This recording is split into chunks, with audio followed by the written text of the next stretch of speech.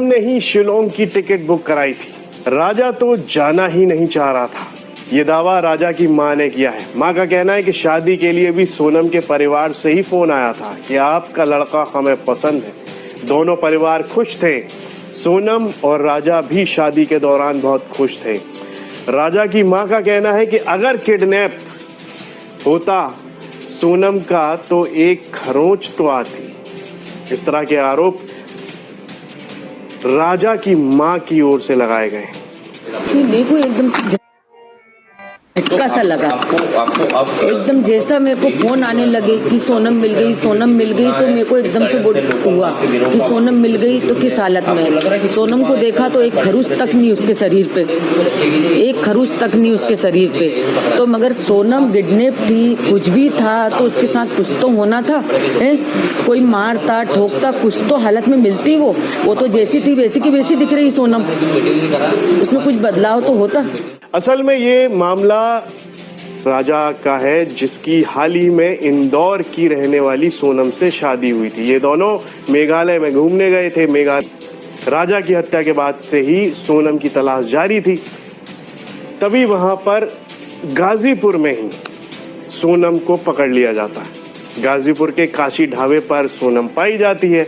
Police सूत्रों के मुताबिक सोनम ने ढाबे पर पहुंचकर वहां काम करने वाले साहिल यादव से मोबाइल मांगकर अपने भाई गोविंद रघुवंशी से कांटेक्ट किया था।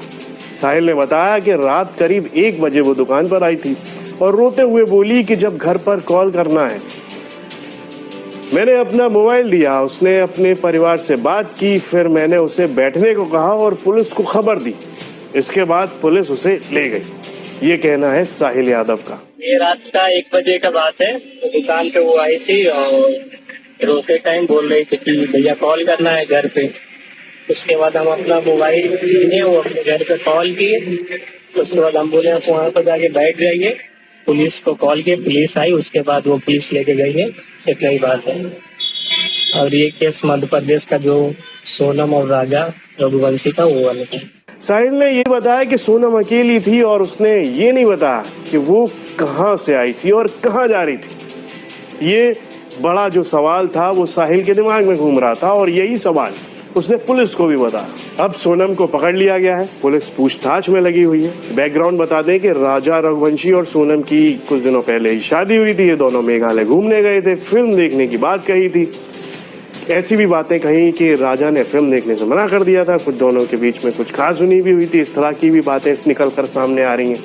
अचानक से मेघालय में फिर राजा रघुवंशी की हत्या हो जाती है और सोनम वहां से गायब हो जाती है। लगातार लोग सोचते हैं कि भाई दोनों के साथ क्या हुआ है, लड़की कहाँ गायब है। और फिर वो अचानक से एक दिन गाजीपुर के एक ढाबे पे मिल जाती है। घर वाले दोनों के ही परेशान थे और अब इस मामले पर लगातार नई अपडेट्स आ रही हैं। सर को लेकर क्या अपडेट है सर? क्या आज प्रातःकाल एक सूचना प्राप्त हुई थी थाना नंदगंज पर। मध्य प्रदेश पुलिस के द्वारा एक सूचना दी गई थी कि एक सोनम नाम की महिला है, वो काशी ढाबा जो कि वाराणसी गोरखपुर हाईवे पे थाना नंदगंज क्षेत्र में स्थित है, वहां पर वो है।